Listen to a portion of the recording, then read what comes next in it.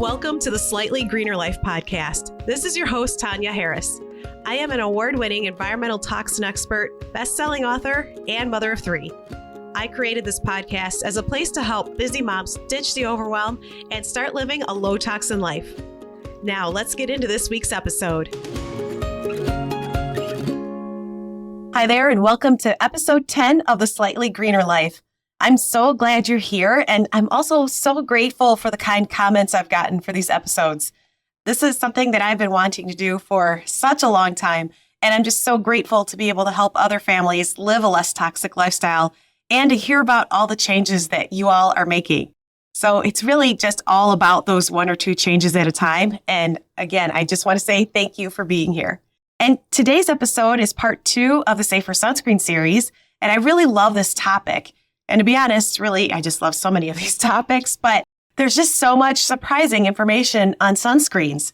And I know that I always used to buy sunscreen off the shelf, and I just really didn't think about what I was buying because I figured it's sunscreen and you need it. And I thought basically it all worked the same.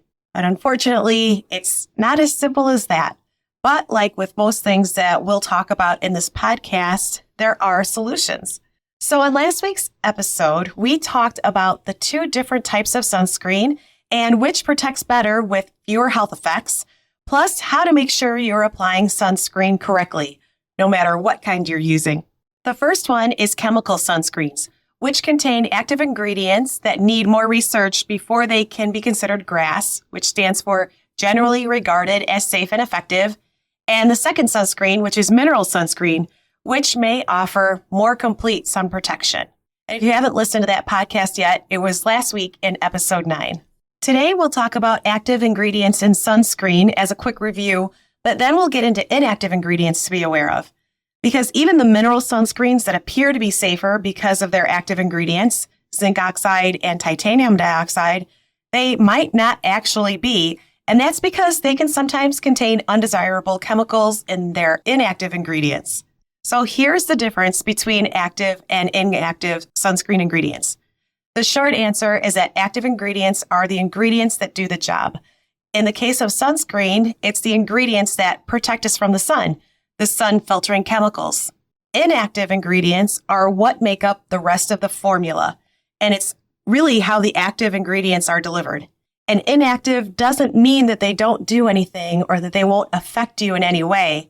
In this case, it just basically means that they aren't the sun protective ingredients. And inactive ingredients contain the emulsifiers, preservatives, and other ingredients needed, and they can make up 50 to 70% of the formula. So as a quick review, the active ingredients in physical sunscreens are the ones you'll see listed, and active ingredients are what you'll typically see listed at the top of a label. So the active ingredients in physical sunscreens that you'll commonly see are avobenzone, octisalate, octinoxate, octocrylene, oxybenzone, and homosalate. And again, don't worry about remembering these names because you can go to slightlygreener.com/episode 10 and I'll have all of these for you in a downloadable cheat sheet. But those active ingredients are the ones that the FDA wants manufacturers to research before they can be considered safe or effective. And all 6 UV filters penetrated through the skin in their studies and ultimately got into the bloodstream well above the FDA's safety threshold, even after just a single topical application of the sunscreen. And these ingredients that I mentioned are linked to hormone disruption, degrading in sunlight. They can cause skin irritation. They can also increase the absorption of the herbicide 2,4-D, which is an herbicide that also acts as an endocrine disruptor, among other health effects. And chemical sunscreens also typically offer less protection against UVA rays, which are the rays that penetrate deeper into the skin that can cause premature wrinkling of the skin and the invisible damage that we can't see, including skin cancer. So if you're using a chemical sunscreen, be sure to look for one that's labeled as broad spectrum to make sure that the sunscreen is protecting you against both UVA and UVB rays. The second type of sunscreen is mineral sunscreen, which protects with zinc oxide and titanium dioxide. While the FDA calls these a safer option for active sunscreen ingredients, they are still not without risks, especially if they're inhaled, so it's advised to not use them in spray or powder form. But they do offer better protection against UVA and UVB rays with fewer health effects. They physically block the sun's rays and reflect and scatter it away from the skin. And while this is the sunscreen I recommend using, again, I'm not sure that there is a perfect non-toxic sunscreen. There are better options, but there is no safer option than staying in the shade as much as possible and using a safer sunscreen, sun protective clothing, and a wide-brimmed hat, and sunglasses if you have to be in the sun for long periods of time. So, with all of that being said, when you look at the ingredient label on sunscreen, don't just stop at the active ingredients. If, for example, you're wanting to use a mineral sunscreen and you see zinc oxide and titanium dioxide, or sometimes you'll just see zinc oxide, don't stop there. Active ingredients are just half of the story. And again, inactive ingredients can make up a large part of the formula, anywhere from approximately 50 to 70%. And these ingredients are the ones that make up the rest of the formula. It doesn't mean that they are inactive, and it doesn't mean that they can't affect you. In this case, it just means that they are not the ones that are doing the job. And in this case of sunscreens, protecting from the sun. So if you pick up a bottle and you see that it is a mineral sunscreen that protects with zinc oxide and titanium dioxide, make sure you also look at the inactive ingredients section, which is usually listed towards the bottom of a label. So here are some of the ingredients to avoid that are commonly found in sunscreens, both chemical and even the mineral kind. Again, don't worry about memorizing these or writing them down. You can go to slightlygreener.com/episode 10, and I'll have a downloadable cheat sheet there for you so you can keep it handy while you shop. These ingredients are also important to know because they're also found in other personal care products, not just sunscreens, and some are also found in cleaning products. So here we go. The first one is a mouthful. It's methyl isothiazolinone, or also known as MIT, which is much easier to say. And this is an ingredient that's commonly used in industrial and household biocide that is used as a preservative in products. It was named Allergen of the Year in 2013 by the American Contact Dermatitis Society for its links to contact dermatitis and skin rashes, which are all still steadily increasing. And a European Safety Committee stated that MIT should only be used in limited quantities for rinse-off products like soaps and shampoos, and that no safe concentrations exist for leave-on products like lotions. It's found in many personal care products, including sunscreen, and even in products that are labeled as hypoallergenic. And then I'm talking a little bit more about this chemical than I will the other ones because I feel like this one's not mentioned enough, but for our family, and again, this is what I recommend in the slightly greener method, is find your why. And that's where you start with the ingredients that you want to avoid. So our why has to do with a lot of learning disabilities and ADHD and brain health. So this is an ingredient that I feel like isn't talked about a lot, but it does have some links to neurodevelopmental problems, but there's not a lot of research done on that yet, but doctors are getting concerned about the neurodevelopmental effects of this ingredient. So a study published in the Journal of Neuroscience discovered some concerning findings about MIT. And they did a study on rat brain cells and found that exposure to MIT was found to cause damage to these cells. And the researchers emphasized that even a brief exposure to MIT can be highly toxic to cultured neurons. And then they also stated that MIT and related biocides are potent neurotoxins, meaning that they're toxic to the brain and nervous system. And that use of these substances has escalated only recently, so it may be some time before potential adverse neurological consequences may surface in humans as a result of the exposure. So this study really emphasizes the need to investigate the neurotoxic effects of both acute and chronic exposure to MIT and related biocides in humans. So I realized that methyl isothiazolinone is a mouthful ingredient. And when I had to audition to read my audiobook, because yes, after I got the book deal, I actually had to audition to read my own book. I had to practice saying methyl isothiazolinone and so many other of these ingredients until they automatically rolled off my tongue. But what I find is that it's actually really easy to find on ingredient labels. So come up with whatever system works for you. But what worked for me when I started out looking at ingredients I wanted to avoid is to look for the word thiazolinone, which I realize is not a word, but it's very easily identifiable on a label with a TH and a Z and kind of ends in ONE. But it's also easy to find because it will typically be listed toward the end of an ingredient list because it's a preservative. So I think that makes it even more easy to find. The next ingredient is retinol A palmitate or vitamin A palmitate, as you might sometimes see it on the label. So sunscreen that contains vitamin A that's applied to skin may increase the growth of skin tumors and lesions when exposed to sunlight. And retinol compounds from vitamin A can break down and produce free radicals in the skin that can cause the DNA damage and can also cause gene mutations when exposed to UV light. So this is not something when we already have lesions that we want to be putting on our skin and exposing it to sunlight, because it can also cause some of that damage. So again, retinol A palmitate or vitamin A palmitate is another ingredient to avoid. Next up is parabens. And you might have heard about parabens before because they've been in the news a few times, but parabens act as hormone disruptors, meaning that they disrupt our hormones and they are absorbed through the skin. And a published study revealed that up to 6 different types of parabens have been found in the tissue of biopsied breast cancer tumors. So to find these on a label, you're going to look for anything that ends in paraben. They're very easy to find. And some of the common ones you'll see are methylparaben, butylparaben, ethylparaben, or propylparaben, just to name a couple. And unfortunately, you may find more than one paraben listed on a product. Next up is fragrance. And we've talked about fragrance before, but real quickly, fragrance is considered to be a trade secret, so companies aren't required to disclose the individual ingredients. And fragrance can be made up of hundreds of different chemicals, many of which are skin irritating. They can be allergenic, they can be respiratory irritants, or toxic to the brain and nervous system. They can disrupt hormones, and some are known cancer causers. So definitely avoid fragrance if you can when you see fragrance or perfume on a label. So next up, these are a little bit confusing, but I promise they won't be when you see it on the cheat sheet.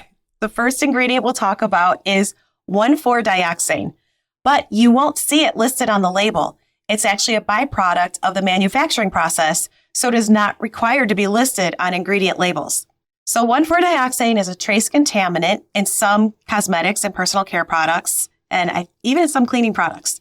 This is one of the ingredients that I call a hidden toxin because while 1,4-dioxane is not technically added as an ingredient in products, it may be present in small amounts.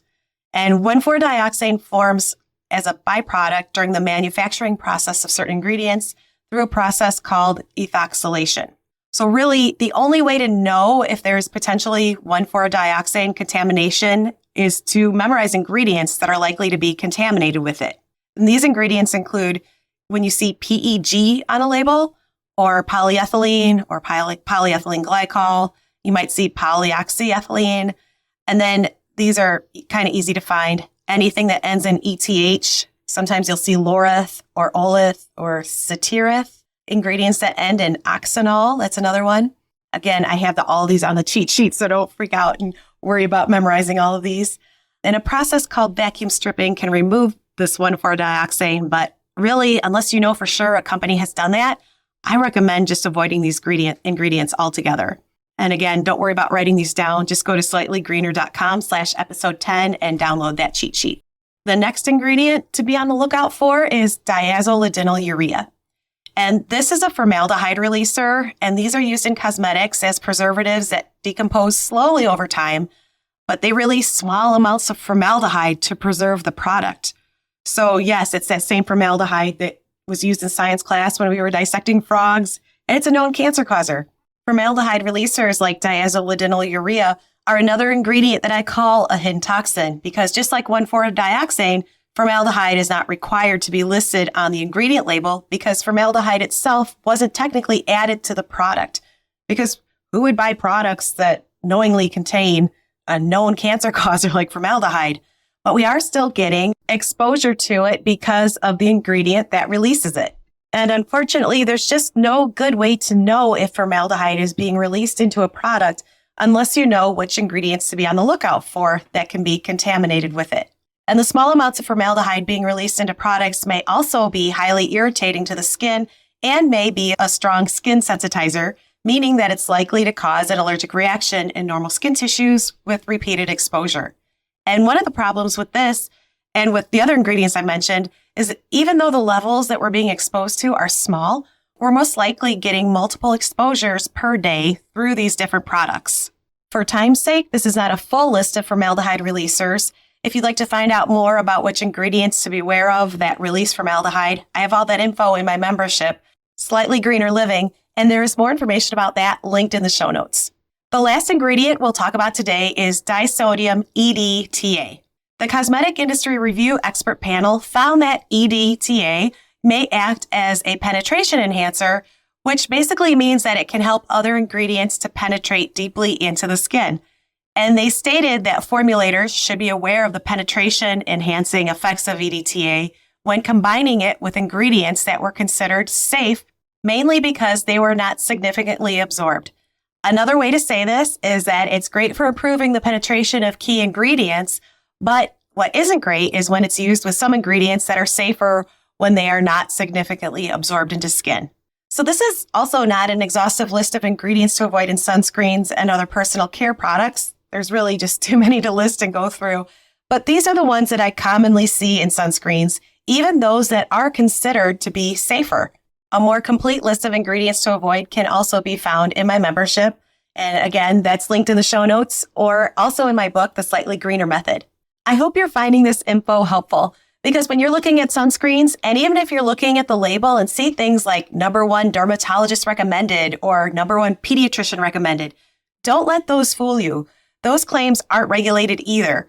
Surprisingly, neither are terms like reef friendly or reef safe. So last week we talked about octinoxate and oxybenzone being two ingredients that have been banned in Hawaii and other places.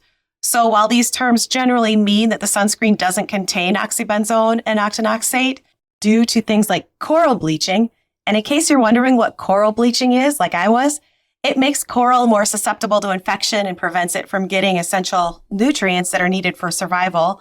And in studies, the coral also displayed DNA damage and irregularities in both skeletal structure and growth.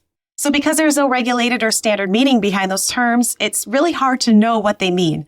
And some sunscreens that are labeled as reef friendly or reef safe contain a mix of chemical and mineral UV filters. So you might see something like zinc oxide, and then you might also see one of those chemical filters like octocrylene. I don't know, I'm just making that up, but it's possible to see a mixture of mineral and chemical UV filters in one sunscreen.